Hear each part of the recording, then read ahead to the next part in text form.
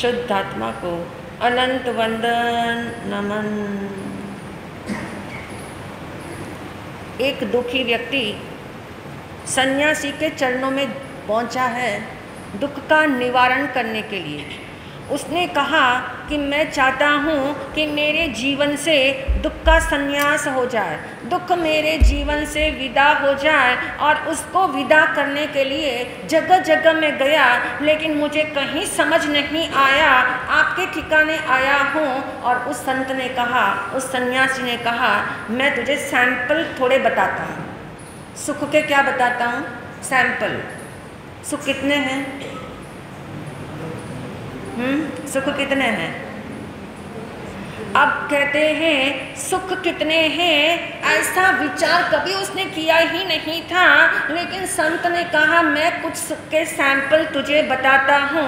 और सैंपल के स्तर पे उसने सबसे पहली बात बताई कि तुझे जो है बहुत ज़्यादा, कहते हैं जब कोई व्यक्ति दुख में हो और उसे शांति चाहिए, उसे लगता है शांति वाला सुख मिले, बहुत सारे चिंताओं के शोरगुल के अंदर मैं रह के आया हूँ, मुझे शांति वाला सुख चाहिए। क्योंकि सैंपल बोला तो उसने कहा मुझे शांति वाला सुख चाहिए। और ये बात सुनते ही कहते हैं संत ने कहा आज की रात अमावस्या की रात है, घने अंधकार की रात है। और इस रात के सन्नाटा जो होता है और जंगल का ये मामला है, तो तुझे इस सन्नाटा जो है वो बहुत शांति देगा।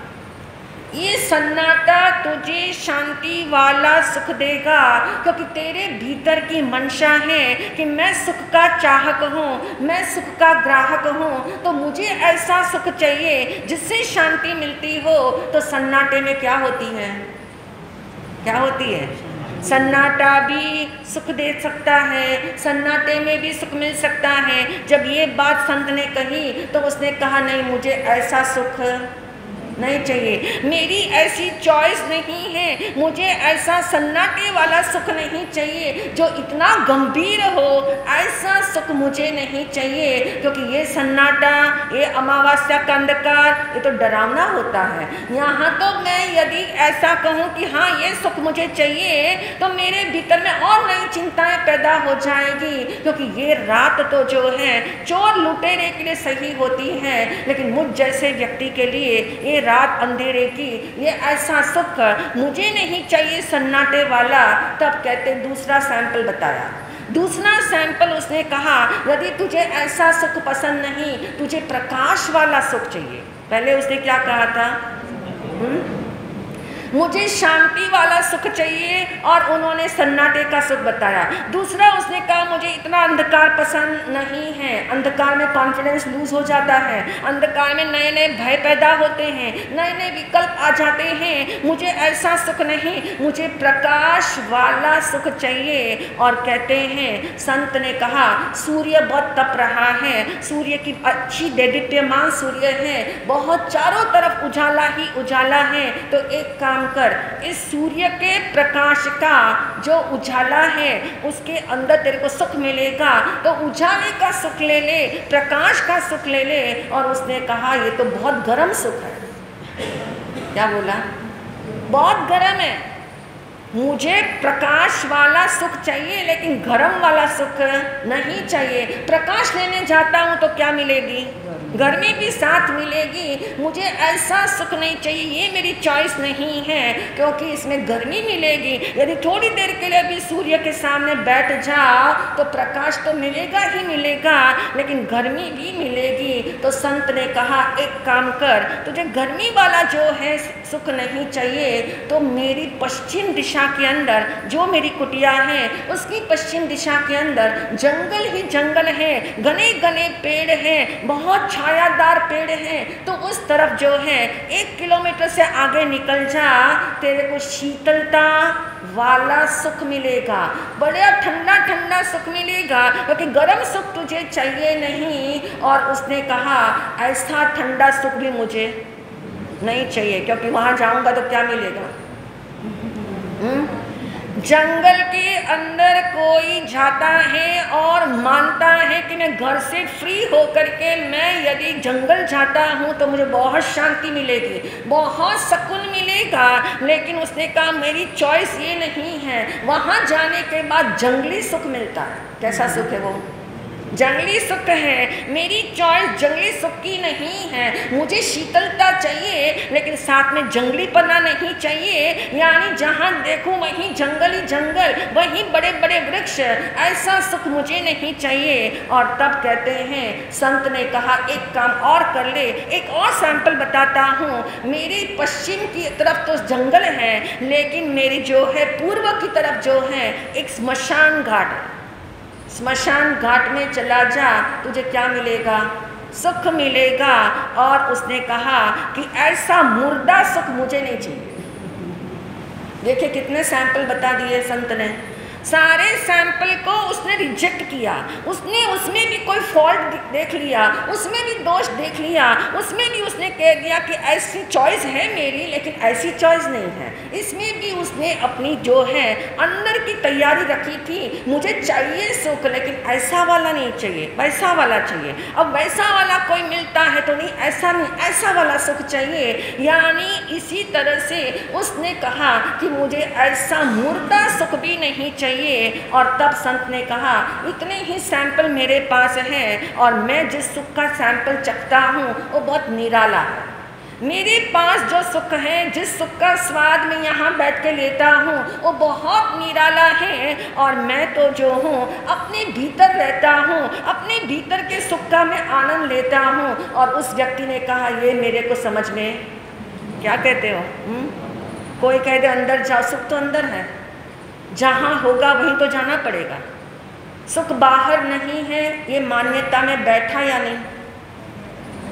ये मान्यता अभी हम शब्दों से कर रहे हैं, अभी हम शब्दों पे ही चल रहे हैं, बुद्धि लगा रहे हैं। बुद्धि के माध्यम से उस बात को धीमे धीमे धीमे च्यू करके हम ये मानना चाहते हैं कि वाकई में बाहर में सुख नहीं है। और वो व्यक्ति भी ये बात समझ चुका है बाहर में सुख नहीं है, क्योंकि बाहर के जितने सुख है उसमें दोष है। उसमें क्या है? दोष है, उसमें फ्लॉज है, उसके अंदर जो है गहराईपना नहीं है, वो त्रैकालिक नहीं है, वो किसी के कारण से मिलता है। और जब किसी का कारण हट जाए, कोई वो जो कारण जिसके आधार से मिल रहा था वो आधार हट जाए तो वो सुख नहीं मिलेगा। यानी ये बात समझ में आने पर उसने कहा आत्मा तो बड़ा अननोन है। क्या कहा? जैसे आम जनता कहती है, जो लोग आत्मा के बारे में सुनते नहीं हैं, आत्मा शब्द से कई लोग घबराते हैं। कई लोगों ने मूवी में आत्मा शब्द को ऐसा समझा हुआ है डरावना, यानी भूत प्रेत आदि। यानी ये सारी कल्पनाएं, ये सारी अंदर की हमारी कहना चाहिए इमेजिनेशन जो है कि आत्मा यानी ऐसा, लेकिन आत्मा यानी कैसा? वही तो मैं हूँ, वही तो मैं हूँ, और उस मैं को ही मैं नहीं जानता हूँ। और जब आत्मा के सुख की बात संत ने कही तो उसने कहा आत्मा शब्द में मेरी कोई रुचि नहीं है, आत्मा से मेरा कोई परिचय नहीं है, मैं बहुत अननोन हूँ इस आत्मा से। और मुझे ये मालूम है बचपन से कि आत्मा फात्मा कुछ होता नहीं है। मेरे फ्रेंड्स यही कहते आत्मा वात्मा कुछ होता नहीं, जो दिखता नहीं वो होता नहीं है, जो दिखता है वो होता है, जो दिखता नहीं वो होता नहीं है। इसलिए मैं आत्मा के सुख को मानता नहीं हूँ। अब आप देखिए, अब उस व्यक्ति को कितना घूमना पड़ेगा। सैंपल तो कितने सारे दिखाए गए, हर सैंपल के अंदर कुछ न कुछ दोष है। और हर सैंपल इसलिए दोषपूर्ण है क्योंकि वो किस आधार से है, कौन से आधार से दोष वाले सुख मिलते हैं।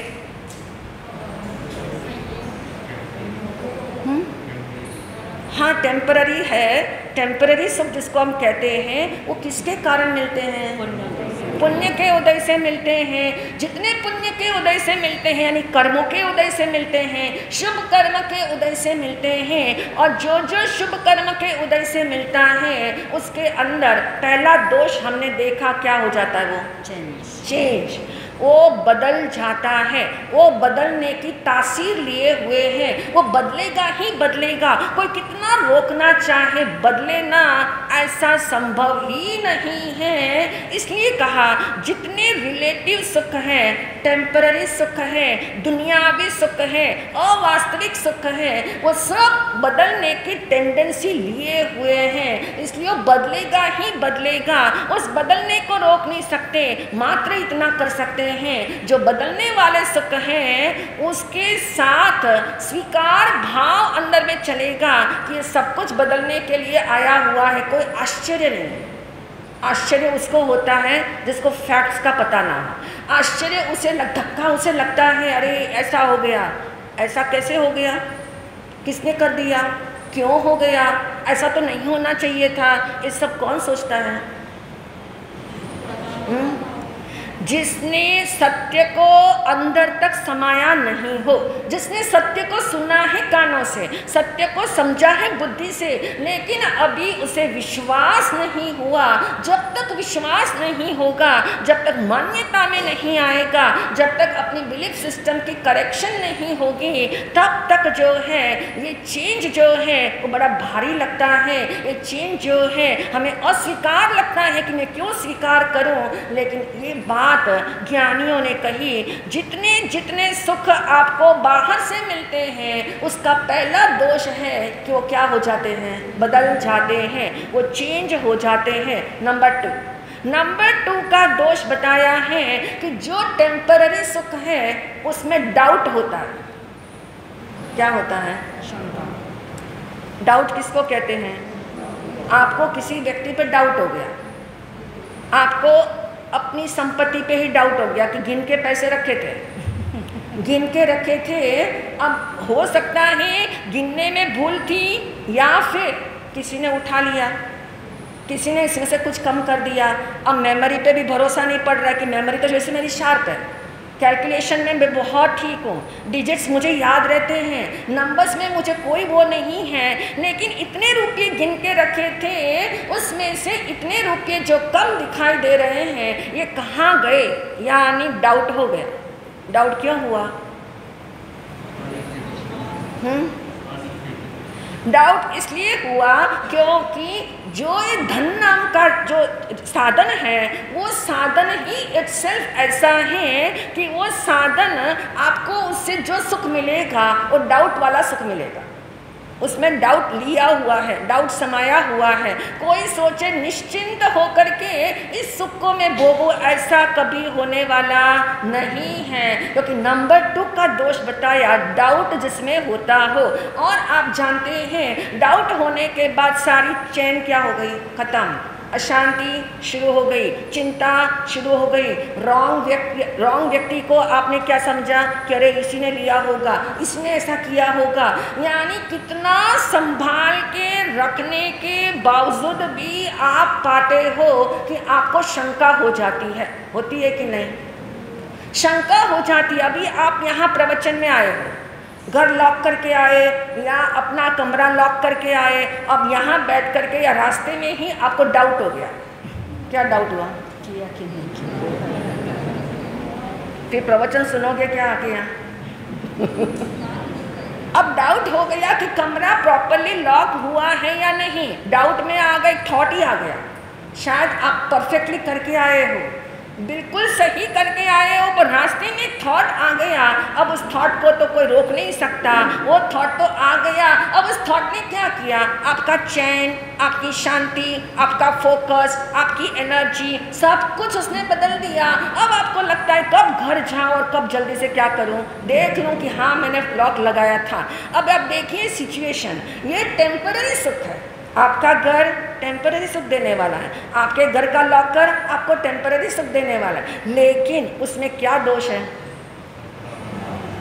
शंका कभी भी किसी को हो सकती है, किसी के लिए हो सकती है। जो सुख आपको मिला है उसमें हम जो है एंटिसिपेशन करके, आशंका करके, डर के मारे भयभीत हो करके हम सोचते हैं पता नहीं ऐसा होगा कि नहीं होगा, ऐसा करने पे ऐसा ना हो जाए। यानी हर जगह पे आप देखोगे, आप सुरक्षा की दीवार खड़ी करना चाहते हो, लेकिन आप जानते हो जीवन स्वयं असुरक्षित है, तो आपकी सुरक्षा की दीवार क्या काम आएगी? छोटी मोटी दीवार क्या काम आएगी? आप सोचते हो कि ऐसा कर लेने पे बहुत अच्छा हो जाएगा, लेकिन फिर आपको ही डाउट हो जाता है, स्वयं से ही डाउट हो जाता है। कोई सिचुएशन क्रिएट नहीं भी हुई हो तो भी डाउट हो जाता है। एक बार एक व्यक्ति जिसने अपना एक्सपीरियंस लिखा हुआ था, हवाई जहाज में नहीं, वो जहाज जो पानी में चलता है पानी में चलने वाले जहाज़ों में वो व्यापार के लिए निकला हुआ था, और वो समय ऐसा था कि हवाई जहाज का बहुत प्रचलन नहीं था, और पानी के जहाज से वो जा रहा था आगे की ओर और लौट रहा था थोड़े समय के बाद अपने घर की ओर। और काफ़ी सामान, ऐसा सामान जो उसने कहते धन को कैसे वापस लिया जाए, तो उसने किसी न किसी वे में 4 बड़े बड़े कहते ड्रम्स, 4 बड़े ड्रम्स जो हैं उसने ऐसे भर के रखे हुए थे कि ये ड्रम्स मेरे जो हैं कब से घर पहुंच जाऊं और घर में जाकर के सुरक्षित स्थान पे रख दूं। लेकिन हुआ ऐसा, जिस जहाज में वो जा रहा है पानी के अंदर है, सुरक्षा है। अब हर समय एक एक दिन भारी लग रहा है। जहाज में तो आप जानते बहुत लंबा टाइम लगता है, महीना भी लग जाए, 1.5 महीना भी लग जाए, महीने भर से वो परेशान है कब घर पहुंचे। एक दिन निकला, शुक्र हुआ निकल गया, अब नेक्स्ट डे कैसा होगा। और एक समय ऐसा हुआ, अभी तो किनारा आने में थोड़ी दूरी थी और जहाज में और कहते हैं समुंदर में ऐसा भारी तूफान आया कि पूरा डावाडोल हो गया जहाज। जो लोग बैठे हुए थे सब लोग घबराने लग गए, और इसको तो इतना डर लग गया कि ये जो धन मेरे साथ है मेरे बच्चों को काम आएगा, लेकिन कैसे काम आएगा? कहाँ बैठा है वो? दिखता ऐसा है कि वो व्यक्ति बैठा हुआ है भयंकर तूफानों के बीच में, लेकिन याद रखिए यहाँ का प्रत्येक व्यक्ति जो है भयंकर तूफानों के बीच में, हर कोई भयंकर तूफानों के बीच में है। ये तो पुण्य का उदय है कि समझ में आ नहीं रहा। ये तो पुण्य का ऐसा तेज वाला उदय है कि समझ में नहीं आ रहा। बहुत अच्छे काम करके आए हुए थे, बहुत अंदर की अच्छी भावना रखी होगी कि शुभ कर्म का शुभ फल इस समय आपको हाईएस्ट में मिल रहा है, लेकिन इस समय कोई समझाता है कि रिलेटिव सुख में डाउट मत करो, रिलेटिव सुख डाउटफुल होता है तो मानने में नहीं आता। और उस व्यक्ति ने इस समय ये सोचा कि यदि जहाज चला गया या जहाज में से मान लो जहाज टूट ही गया और मेरे 4 बड़े बड़े ड्रम्स का क्या होगा। उसने कहा चलो 2 ड्रम्स तो मैं पानी में डाल दूंगा। अभी हुआ कुछ नहीं है, हुआ कुछ नहीं, जहाज टूटा नहीं है, खाली तूफान आया है। तूफान आने के बाद की स्थितियों का आकलन करके उसने सोचा 2 डिब्बे तो मैं डाल दूंगा, कोई हर्ज नहीं, पर जो 2 डिब्बे हैं वो तो बहुत इंपॉर्टेंट है, बहुत प्रेशियस है, बहुत वैल्यूएबल है। 9 वर्ष के बाद मैं घर लौट रहा हूँ और ये 2 डिब्बे जीवन का आधार बनेंगे। ये सोच करके उसने सोचा यदि जहाज यदि टूट जाए, फूट जाए, कुछ भी हो जाए, उसने 2 ड्रम को कहते हैं ऐसी चैन बना करके अपने गले में क्या कर लिया, बांध लिया। अब आप जानते हो क्या रिजल्ट आएगा। ये है रिलेटिव सुख का दोष। ये है कि डाउट हो जाए, आपको डाउट हो जाए, अचानक तूफान आ गया, अचानक आपत्ति आ गई और आप सोचते हो कि सब संग्रह मेरा एज इट इज बना रहे, कुछ कलेक्शन जो है आपके साथ रहेगा कि नहीं रहेगा, उसमें क्या रहता है, डाउट्स रहता है। वो कलेक्शन आप आगे वाली पीढ़ी को दे पाओगे कि नहीं दे पाओगे, वो भी डाउट रहता है। वो कलेक्शन आगे वाला आपके ढंग से यूज़ करेगा या नहीं करेगा, उसमें भी आपको डाउट रहता है। तो कहने का मतलब ये है कि जो रिलेटिव सुख है उस रिलेटिव सुख में दूसरा दोष है, उसमें डाउट्स पैदा होते हैं, उसमें शंका हो जाती है और शंका होने के कारण वो साधन आपको कभी भी सुख नहीं दे सकता, क्योंकि सुख देने का गुण उसके अंदर है ही नहीं। सुख का गुण किसके पास है? आत्मा परमात्मा के पास है, मेरे पास है, सुख मैं हूँ, यानी सुख का स्वामी मैं हूँ, और मैं सुख किसमें ढूंढ रहा हूँ। कैसी मेरी फुलिशनेस है, कैसी मेरी मूर्खता है, कैसी मेरी मूढ़ता है कि सब कुछ मेरे पास है, लेकिन फिर भी मेरी अबोधता है, अज्ञानता है, सही जानकारी नहीं होने से, और सही जानकारी मिल भी जाए तो विश्वास के अभाव में, श्रद्धान के अभाव में, जो दिखता है वो सच मालूम होता है, जो नहीं दिख रहा है उसको हमने मिथ्या शब्द कह दिया कि वो है ही नहीं, यानी वो एग्जिस्ट ही नहीं करता, और एग्जिस्ट करता भी है तो उसे त्रैकालिक मानने का मन नहीं करता। तो ऐसा ये रिलेटिव सुख जिसका दूसरा दोष है डाउट, आगे के दोष आप भी ढूंढ के लाना ताकि बात इजी हो जाए समझने और समझाने के लिए कि और कौन से रिलेटिव सुख के अंदर आपने भी दोष महसूस किए हो कि क्या क्या इसमें फॉल्ट्स हो सकते हैं, क्या क्या फ्लॉज हो सकते हैं, कैसे सुख को ज्ञानियों ने सुखाभास कहा, आयाराम गयाराम सुख कह दिया, ऐसी ऐसी उपमाएं बता दी। तो क्यों बताई होगी, आप भी अपने एक्सपीरियंस के बल पे इसको चिंतन करके लाएंगे तो समझना और समझाना इजी रहेगा। आज का सामूहिक तप रस परित्याग 5